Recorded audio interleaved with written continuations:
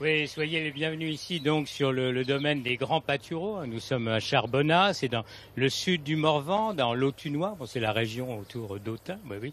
On s'en doute pour évoquer une réalité, celle du métier d'éleveur aujourd'hui. Alors, on est en pleine actualité après le Raouf qui a eu cette nuit dans le Grand Ouest avec divers débris jetés sur des parkings et des grandes surfaces dans les régions de Bretagne et de Normandie. On va revenir sur les événements de Cuiseaux qui touchent la Bourgogne et la Franche-Comté. Alors avec vous, vous êtes le maître des lieux, Fabrice Voyot, vous êtes le maire également de la commune. Je vous laisse présenter votre exploitation.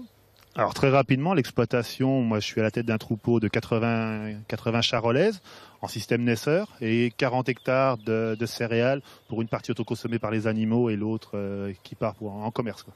Voilà, à vos côtés, Serge Briet, le voisin, une petite commune à côté. Vous, même profil. Oui, écoutez, nous, on est en GAEC avec deux frères. Moi, je suis en GAEC avec deux frères sur la commune de Cuzy, avec 260 vélages en Charolais. On a un troupeau de 150 brebis avec une partie en Charolaise, une partie en Île-de-France. Et aussi, on fait une cinquantaine d'hectares de culture. D'accord. Tropicale et orge. Et puis, Michel Joly, vous êtes le président de la Fédération régionale bovine de Bourgogne. Un petit mot sur ce qui s'est passé cette nuit. On avait l'impression, je dis bien l'impression, que les choses étaient non pas réglées, mais en voie de l'être. Il faut caler tout ça maintenant. À la table ronde, on a demandé à la grande distribution et aux abatteurs de changer leur façon de faire. Et c'est ça, on est en train d'essayer de recaler tout ça. On est toujours sur du moins 10 ans et la grande distribution fait pression sur les abatteurs font pression sur nous. Aujourd'hui, on leur demande de changer leur pratique. Alors, voyons justement avec vous, parce que vous étiez, il y en a qui ont passé 2 jours, 3 jours, jour et nuit devant les abattoirs. On rappelle qu'il y a une centaine de centres d'abattage qui ont été envahis, bloqués pendant 3 jours sur toute la France, et puis des centres de distribution. Serge, pour vous, être là-bas, c'était important. Pourquoi surtout ? Parce qu'aujourd'hui, nos prix, par rapport à nos prix de vente, par rapport à nos coûts de production, ne sont plus rémunérateurs. Ce qui fait que, on a été défendre un peu notre beefsteak, si on peut s'exprimer ainsi. Oui, vous pouvez. Et moi, franchement, mettre 100 personnes devant chez Bigard, jour et nuit, merci à la FDSEA, et à la section bovine, son président, parce que vraiment, il faut cet appui-là. Et voilà, quoi. Après, il va falloir surveiller tout ça, comme disait Michel. Il va falloir les surveiller et repartir au cas où ça n'irait plus. Parce que demain, si on n'est pas défendu cette année sur l'élevage à étang, j'ai bien peur que demain, on ait des graves problèmes. Alors Michel, excusez-nous, on avait un petit problème de micro. On va revenir justement sur cette réalité. 2 choses. C'est vous qui produisez, donc il y a les producteurs. Ensuite, il y a l'abattage et il y a les filières de vente, les grandes surfaces. Vous produisez, mais c'est pas vous qui faites le prix. Explication. Ah non, on a des cotations, des grilles qui reflètent le prix du produit. Mais prenez le micro vert, excusez-nous. Donc la question, oui, on s'étonne que ce soit pas vous qui gérez le prix justement de la viande. Donc non, c'est les abatteurs qui à travers des grilles de cotation nous imposent les prix. Et évidemment derrière, en amont, c'est la grande distribution qui fait sa loi.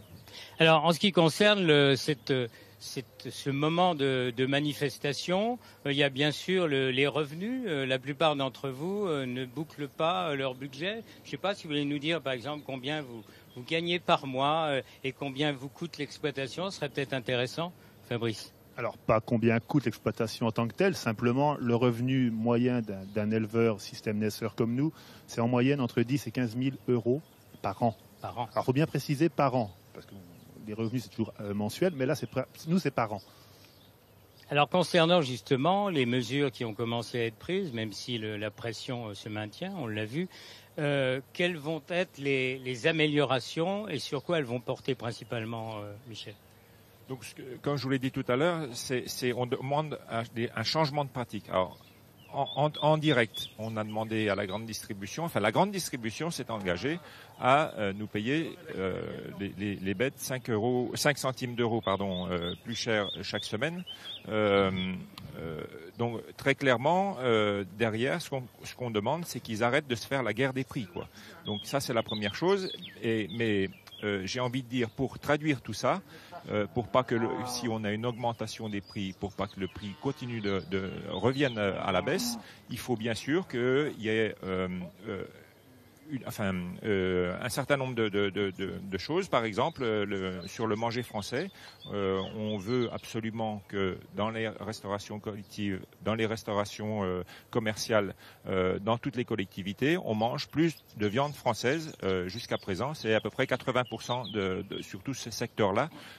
80% de la viande est importée.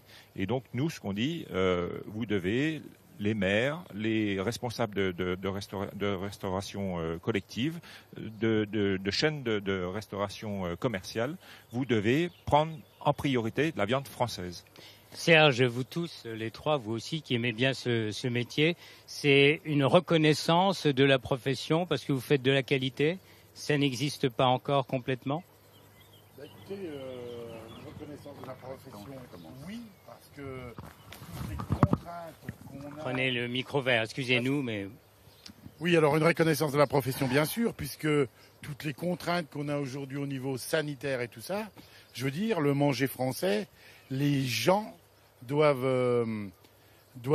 prendre connaissance de ce qu'on fait par rapport à toute la viande qui est importée.